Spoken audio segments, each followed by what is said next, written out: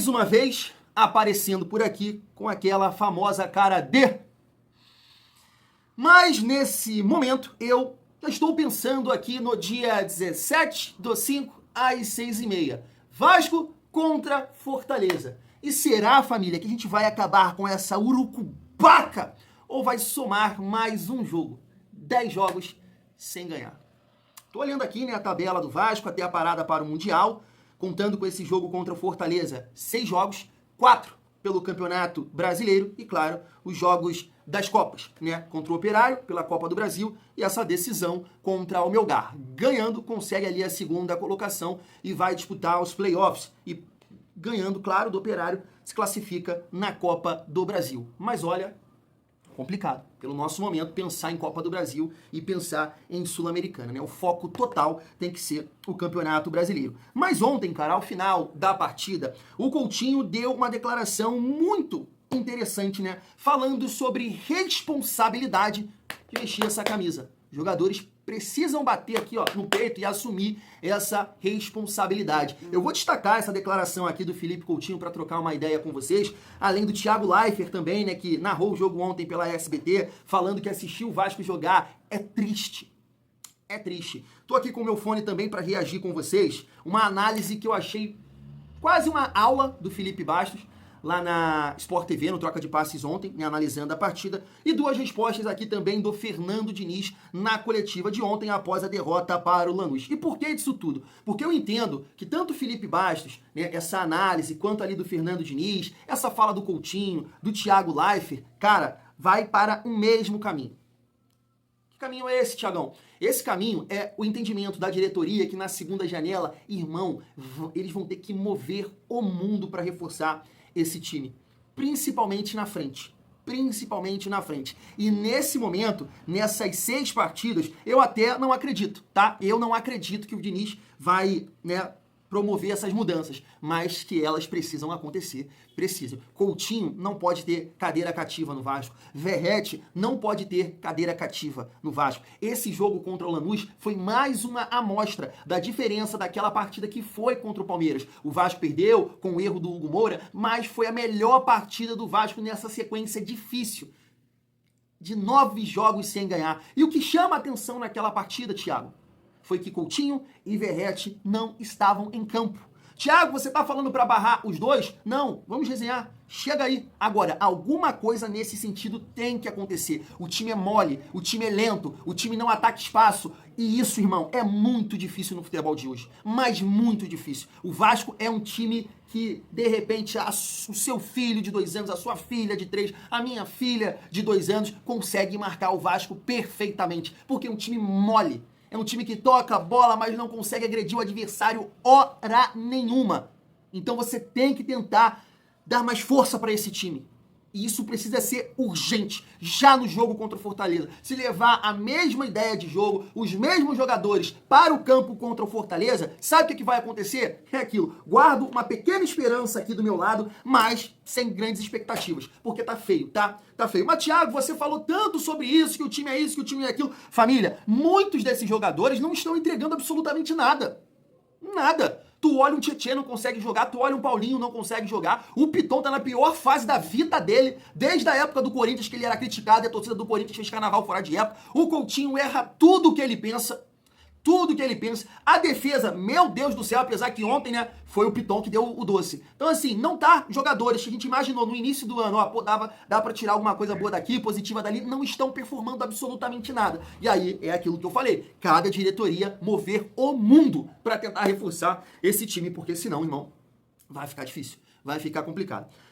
Antes da gente começar aqui a nossa resenha, dá uma força aqui pra esse canal. Vasco em Família, sou o Thiagão, se inscreve, deixa o like e ativa o sininho para não perder os próximos vídeos. Vou deixar o link aqui também do canal novo, o Gigante News TV, dá uma força também para esse canal. Lá eu vou reagir o programa, né, completo com o Mansur, com o Felipe Bastos, o Felipe Diniz também. Tem a coletiva do Fernando Diniz também, pra gente reagir lá no canal novo. O link vai estar aqui na descrição. Então vamos juntos, família, reagir aqui ao programa Troca de Passes, né, o corte do Felipe Bastos e também 2 respostas do Fernando Diniz na coletiva.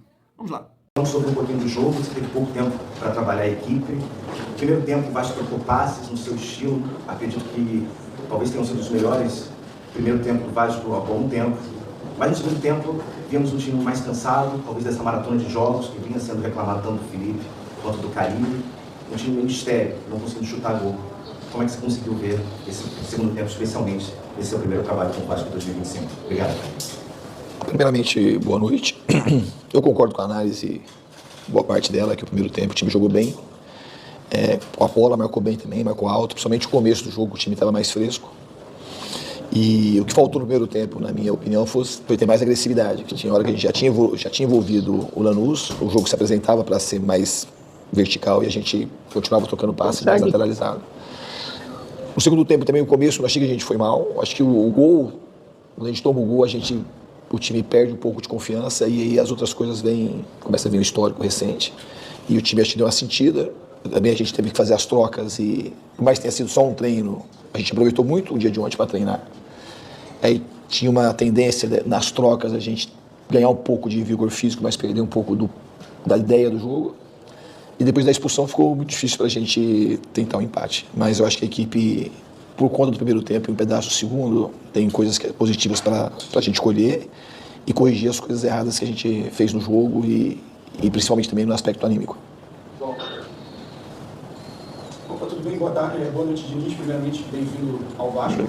Eu queria te perguntar, eu sei que você está no clube há pouquíssimo tempo, eu queria te perguntar como é que foi principalmente esse processo de negociação para chegar aqui, como foram essas conversas com o Pedrinho, que a gente sabe que vocês dois têm uma admiração mútua entre o trabalho entre os dois, o que você conversou com ele nesse primeiro momento, nesse processo que você veio para cá, e como é que foi a conversa com o grupo nesse curto tempo que você teve para trabalhar, o que você identificou que precisa melhorar no Vasco, o que você pretende trabalhar nos próximos jogos. Muito obrigado. Obrigado pela pergunta. O processo de negociação da minha parte ele foi fácil porque eu queria vir para o Vasco muito. Eu tive outros convites para trabalhar na Série A já e tive muito convite para trabalhar fora do Brasil, nesse momento da minha carreira. Eu sou muito grato ao Vasco por ter vindo aqui em 2021. Eu aprendi coisas importantes aqui na primeira passagem. É um time, um clube que eu gosto, uma instituição que eu admiro muito e que eu tenho identificação, adoro a torcida, a maneira como eles apoiam. Naquele Série B que eu tive aqui, eu vi coisas da torcida do Vasco inimagináveis, de 3 horas da manhã em São Luís ter, 4, 5 mil pessoas. E Recife, mesma coisa, ali no CT, a gente viajando para Recife, mesma coisa. E eu acho que é um time que nesse momento precisa de ajuda, eu queria muito vir aqui ajudar. E o fato do Pedrinho, seu presidente, e o Felipe também, estar envolvido nesse processo, são pessoas que eu tenho carinho, tenho muita admiração, e é algo assim que me fez ter mais vontade ainda de vir. E, obviamente, eu gosto do elenco do Vasco. Acho que a gente tem time para produzir muito mais e a gente vai trabalhar para isso. A outra pergunta eu não sei, eu esqueci. O que melhorar? Nesse primeiro momento que possa melhorar? Ainda é muito incipiente, né? A análise é muito pouco tempo. Mas, obviamente, que pelo histórico recente tem um pouco de perda de confiança, que é normal nesses momentos, a gente precisa resgatar a confiança, ter coragem para enfrentar esse momento. Se dedicar ao máximo, eu não tenho queixa para falar da dedicação dos jogadores hoje, absolutamente. Os jogadores correram, tentaram, se dedicaram, marcaram alto o tempo todo praticamente, que é um time que joga bem aqui dentro da casa deles também, o Lanús, um time forte. E eu acho que a gente tem das coisas que aconteceram no jogo, a gente tem um ponto de partida para seguir e melhorar. Agora, melhorar coisas, tem muita coisa para melhorar sempre. Não só no Vasco, como nos outros times que eu trabalhei. A gente vai trabalhar muito para melhorar e fazer que o time jogue bem, que ganhe jogos e que a torcida crie essa conexão com o time, porque a torcida do Vasco, ela de fato faz muita diferença. De casa, realmente, o Vasco hoje, assim, teve algumas coisas do trabalho do Fernando Diniz, né? Mas ainda ele vai ter muito trabalho pela frente, né? Para conseguir implementar aquilo que ele pensa sobre futebol. Hoje a gente já viu um Vasco mais corajoso para sair jogando, né? Com mais qualidade, mais aproximação, mas realmente quando ele passa do meio do campo, ele perde um pouquinho de ofensividade mesmo, de agressividade, até para atacar o último terço, ter jogadores que ataquem a área, não só o Verratti, né? Não ter só aquela jogada pelo lado esquerdo com o Piton e cruzamento para o Verratti, ter mais variação de jogada. Eu acho que isso faz parte do trabalho do Diniz. Teve mais coragem para jogar? Teve, mas perdeu novamente. Isso, você conseguir fazer um trabalho dentro... futebol brasileiro, né? Futebol brasileiro, você faz trabalho pensando no próximo jogo. O próximo jogo do Vasco é Vasco e Fortaleza no sábado. Então já é uma pressão, porque o Vasco já está dentro da zona do rebaixamento. O Diniz volta a São Januário para fazer um grande jogo e para ganhar o jogo. E o Fortaleza está disputando também a Libertadores. Então é um adversário difícil. Então por isso que muitas das vezes no jogo de hoje, ele chamava os jogadores ali do lado do campo para orientar, para fazer aquilo que ele estava pensando para o jogo. Os jogadores assimilaram um pouquinho também, deu para ver. O Vasco conseguiu sair jogando, mas realmente, quando passa do meio do campo, falta ainda um pouquinho de clareza, um pouquinho mais de lucidez e agressividade, para o Vasco conseguir finalizar mais, para o Vasco conseguir ter mais posse de bola dentro do campo do adversário, ser mais agressivo. Acho que faltou um pouquinho para o Vasco no jogo de hoje, mas eu gostei. Gostei da coragem de sair para jogar, mesmo estando agora 8 partidas sem vencer, mesmo estando... psicologicamente abalado, né? Porque quando você toma um gol, quando você tá nesse momento de perder, você toma um gol e fala, vamos perder de novo, cara. Esse pensamento, isso acontece. Então os jogadores, eles insistiram e no segundo tempo, realmente ali na volta do intervalo a gente até conversou, né? Parece que o Vasco tá pedindo para tomar o gol. Porque aconteceram alguns erros ali que eram o que estava acontecendo nas últimas 7 rodadas que o Vasco jogou. Porque muito erro na saída de bola, muito erro para construção, e aí o Vasco botando lá no jogo. E aí vai aumentando o ímpeto da equipe adversária. E aí num gol que pra mim tem muita falha do Piton, né, ali na movimentação. Só ele, do Piton. não sei o que ele pensou, ele faz um movimento de impedimento, né? E o Luiz Gustavo acompanhando o atacante que tinha que acompanhar, o Salvio saiu completamente sozinho, faz o cruzamento, e aí fica muito difícil de defender a área. Mas eu acho que o Vasco foi, assim, não foi um jogo ruim, mas novamente, não é um jogo ruim, como foi contra o Palmeiras, não foi um jogo ruim, mas acaba perdendo o jogo. Isso é uma das coisas do trabalho do Fernando Diniz. Ele fazia muito isso de paralela cheia, no Fluminense, por exemplo, para conseguir virar o jogo e deixar o Arias de mano. E hoje o Vasco não tem esse jogador agressivo para que você preencha a paralela cheia e conseguir virar o jogo pro outro lado e ter um cara agressivo pro drible, do 1 para 1 e que consiga quebrar a linha. E falta isso. Tá aí, excelente análise, na minha opinião, em relação ao gol. Concordo plenamente ali com o Felipe Bastos. Não sei no que o Piton tava pensando. Ele dá um passo pra frente, ele sai pra marcar quem, meu Deus? E tá aqui o cara correndo nas costas dele. E aí o que acontece? O cara consegue chegar no fundo, o Luiz Gustavo vem pra fazer a cobertura, né? E aí não tá ali pra cortar. Porque se o Piton tá aqui no lateral, o Luiz Gustavo estaria onde? Ali no centro da área e provavelmente cortaria aquela bola. Então, assim, um erro mais assim, que não dá pra defender, não dá pra entender o que o Piton estava pensando. E aí o Vasco acaba sofrendo o gol ali do Lanús. Mas você vê que aquele ponto que eu falei aqui com vocês, ó, aqui, é isso que o Felipe Bastos está falando, de ter um time ou de ter um jogador que possa atacar o espaço. O Vasco não tem. O Vasco é um time muito pesado, muito lento. Thiago, você tá dizendo que, fazendo isso, o Vasco vai resolver todos os seus problemas? Não, mas precisa mudar. E precisa mudar o mais rápido possível. Eu sei que o Diniz não vai fazer isso, o Diniz vai continuar insistindo com o Coutinho, com o Verratti, e assim, espero que ele possa conseguir potencializar os dois, mas nesse momento o Vasco vai ter dificuldade para marcar a pressão, para recompor, porque são jogadores lentos. Então eu entendo que esse time, nesse momento que tecnicamente não está bem, precisa ser mais móvel, ser mais físico, ser mais rápido, para justamente criar essas alternativas, essas linhas de passe, mas abrir o espaço, toma. Criou o espaço, o jogador se projetou lá na frente, toma, para tentar ganhar em velocidade. Desse jeito que tá, com Ryan, Nuno, Coutinho e Verratti. E assim, eu não tô falando aqui nenhuma bobeira. É só você pegar todos os jogos que esses caras jogaram junto. E você pega o único jogo que o Vasco performou melhor, foi quando, né, o Coutinho e o Verratti não estavam. Isso é muito claro, o time tá mole, pesado, além do cansaço e da sequência de jogos que acabam pesando. Porque no primeiro tempo, de fato, o time tava melhor, mas no segundo tempo, todo mundo cansado, aí esquece. Já não consegue ali no primeiro tempo atacar, criar boas alternativas, consegue controlar o jogo, mas não tem nenhum jogador para atacar esse espaço. Teve uma jogada que foi do Ryan e precisa ter na outra ponta também. Thiago, o que você tá falando? E aí é o ponto que eu vou entrar aqui, família vascaína. Ontem, o Coutinho falou o seguinte, ó, cada um dos jogadores tem que assumir a responsabilidade de vestir essa camisa gigantesca do Vasco. Concordo plenamente com o Felipe Coutinho. Vocês sabem muito bem que eu defendo muito o Felipe Coutinho. Sou muito fã do Felipe Coutinho. Teve até um comentário aqui ontem, que com certeza esse cara é do meu time, e ele falou, você tá falando do melhor meia do Brasil, ele é melhor que isso, é melhor que aquilo. Já falei isso aqui diversas vezes, que o Felipe Coutinho, em termos de talento, ele só perde pro Neymar no Brasil. Mas ele não está conseguindo colocar esse talento a favor do Vasco, dentro de campo. Então, hoje, o Felipe Coutinho, ele precisa ser banco no Vasco. A realidade é essa. A verdade é essa. Eu sei que o Diniz não vai fazer isso. né? Como o Roger falou lá no Internacional, precisa ter uma gestão de elenco, de vestiário e tudo mais. Hoje o Felipe Coutinho, ele é banco no Vasco. Ele é banco no Vasco.